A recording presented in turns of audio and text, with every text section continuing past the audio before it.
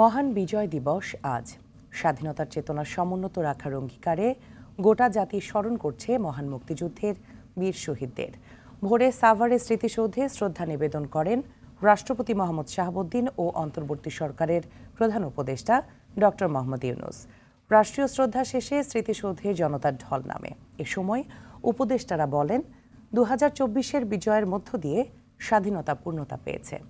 জাতীয় স্মৃতিসৌধ থেকে ফিরে আরও জানাচ্ছেন জাহিদ রহমান। 2024 নতুন ভোর, পৌষের কুয়াশার চাদরে ঢাকা জাতির লড়াই সংগ্রামের প্রতীক জাতীয় স্মৃতিসৌধ।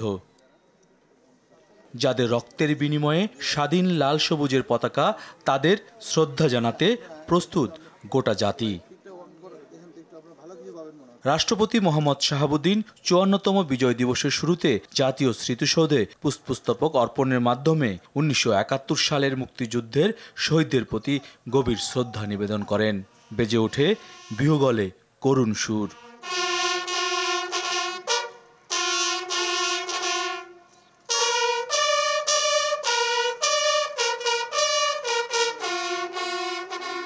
ভোরের আলো ফোটার সাথে সাথে শহীদ বেদিতে ফুল দিয়ে শ্রদ্ধা নিবেদন করেন প্রধান উপদেষ্টা ডক্টর মোহাম্মদ ইউনূস।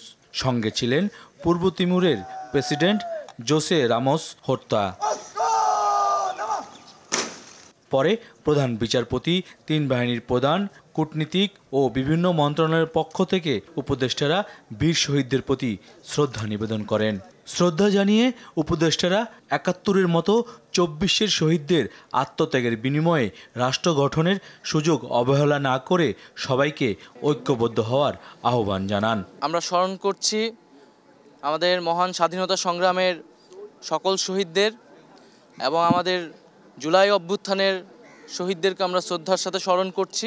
প্রজন্মের জন্য এই বিজয় দিবসটাই মনে হয় বোধ বুদ্ধি হওয়ার পরে একটা প্রকৃত বিজয় দিবস হিসেবে আমরা উদযাপন করছি। এর আগের বিজয় দিবসগুলোতে আমরা বিজয়কে উদযাপন করব, স্বাধীনভাবে কথাই বলতে পারতাম না। এবারের যে বিজয় দিবসে আমরা যেভাবে স্বাধীন মুক্তভাবে বিজয় দিবস উদযাপন করতে পারছি, আমরা চাচ্ছি যে বাংলাদেশ এই স্বাধীনতা ধরে রাখুক এবং জনগণ আমাদের সাথে এবং সব দায়িত্বশীল মানুষের সাথে জনগণ একসাথে চলুক এবং বাংলাদেশ ঐক্যবদ্ধ হোক। রাষ্ট্রীয় আনুষ্ঠানিকতা শেষে মূল ফটক খুলে দিলে লাখো মানুষের ঢল নামে স্মৃতিসৌধে। 5 আগস্ট ছাত্র জনতার গণ অভ্যুত্থানে নতুন বাংলাদেশের যাত্রা শুরু হয়েছে। যে যাত্রা শুরু হয়েছিল 1971 সালে শোষণমুক্ত বৈষম্যহীন বাংলাদেশ গড়ার প্রত্যয় নিয়ে। নতুন যাত্রার বিজয় অম্লান থাকবে জনকল্যাণে। জাহিদ রহমান, RTV, সাভার।